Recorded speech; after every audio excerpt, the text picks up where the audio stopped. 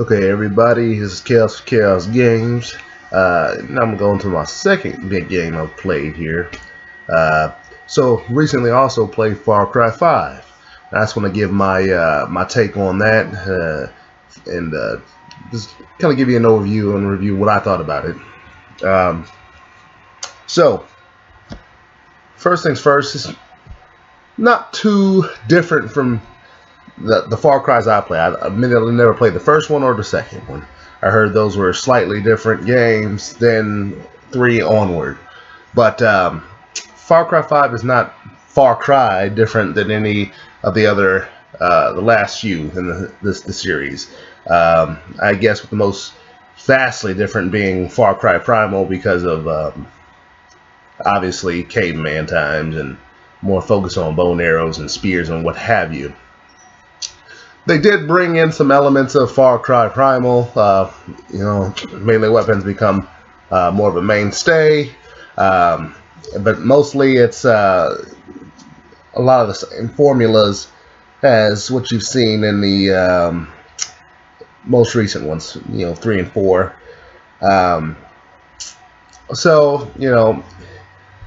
guess that the unique thing is in this game, it's more, has a more unique set of villains, a crazy doomsday cult. Most of them are interesting characters, I'd say. Some are, okay, there are a few of them that are interesting villains. Some of them aren't. I found all of them to be rather interesting, except for one of them. Forget his name. I think it was John. Yeah, I didn't think John was that interesting.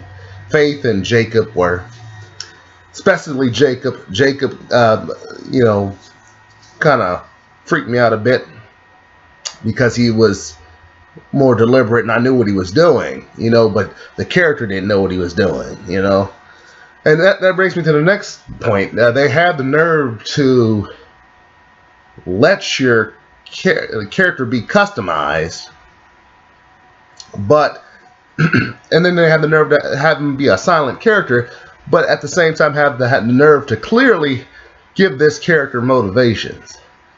He or she can't voice these motivations. They're silent, but they clearly want to do certain things, and you can see that in the story element. Because I don't like that direction. Okay, if you're going to give your character clear motivations, then give him a voice to go along with it, so that you can see what clearly see where his character's coming from and what he's doing. If you're gonna make it a silent character, you got to make the game more choice oriented.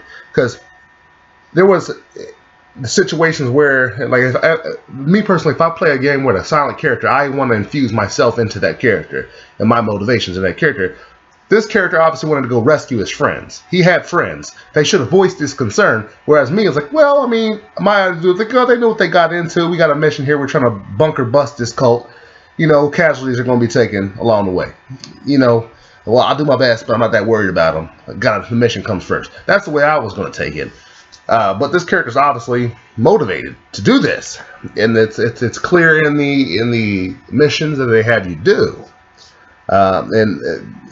Even though your character isn't voiced by his or herself, they're voiced by outside influence that give your character motivation. So it's like, it seemed a bit lazy to me, just a cop out so they wouldn't have to pay voice actors.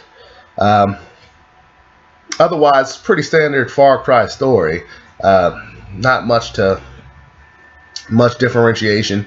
Obviously, a beautiful area to travel around in Montana. Interesting side characters, and I did like the banter of the companion characters a lot. That was interesting. I always like banter between characters. It's been one of my favorite things in games since I experienced it in Dragon Age. The original Dragon Age Origins. Back then, I would like to just listen to the banter back and forth between the different characters. So it was always good when you have good banter in a game for me. But like I said, they dropped the ball with the main character. The overall story plot is pretty good. It had a crazy twist at the end, which gets you thinking, like, well, I mean, ugh, you know, I'm not gonna spoil that, but that'll get you thinking.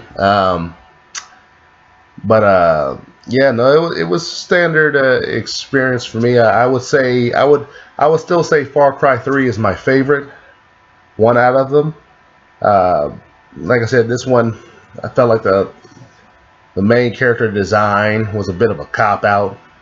Um, how they did that, but overall, you really can't get too mad at the game. It's a standard Far Cry experience. It's worth picking up if you like the other previous Far Cries and you want a trippy, interesting villains.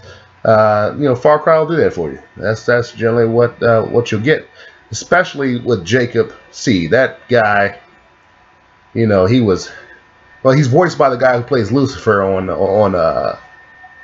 on Supernatural, so you know the guy. I knew there was something special about him, but I didn't know quite what it was until I realized who was behind the voice acting. Dude's just haunting. So I think they did a really good job with Jacob Seed specifically. But other than that, yeah, no, it was worth picking up. Like I said, it's not the best in the series to me personally. I personally like Far Cry 3 the best of the ones I played, but all of them have been pretty solid games, good time. I didn't do much with the multiplayer. But I imagine I hear good things about that. You can co-op with people and do most of the story. So that's it's worth picking up, especially if you want to play a nice little first-person shooter game with a friend. Nice open world. Might be your cup of tea. But anyway, this has been Kaous Games. Until next time, gamers game on.